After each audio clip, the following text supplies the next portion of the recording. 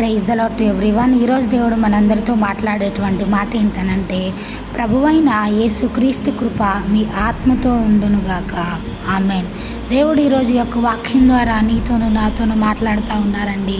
దేవుని యొక్క కృప మన ఆత్మతో ఉండునుగాక అని చెప్పేసి ఫిలిప్పీలకు రాసుకుంటూ పౌలు గారు చెప్పినటువంటి మాట, అంటే దేవుడు పౌలు గారి ద్వారా పలికించినటువంటి మాటల్లో ఇది కూడా ఒక మాటగా ఉందండి.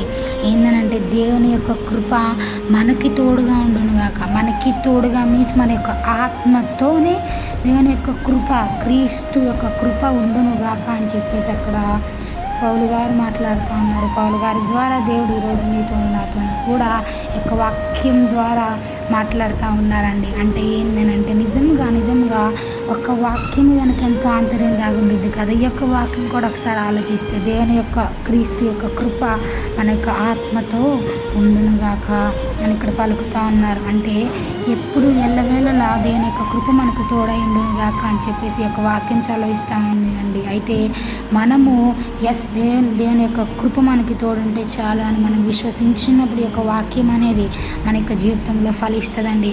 సో ఈనాడు నువ్వు నేను దేవుని విశ్వాసం కలిగి దేవుడు మనకి తోడైనదని విశ్వసిస్తే తప్పక ఈ యొక్క వాక్యం మన జీవితంలో నెరవేరుతుంది. అటు రీతిగా జీవిద్దాం. ఈ వాక్యము దేవుడు దీవించునుగాక. ఆమెన్.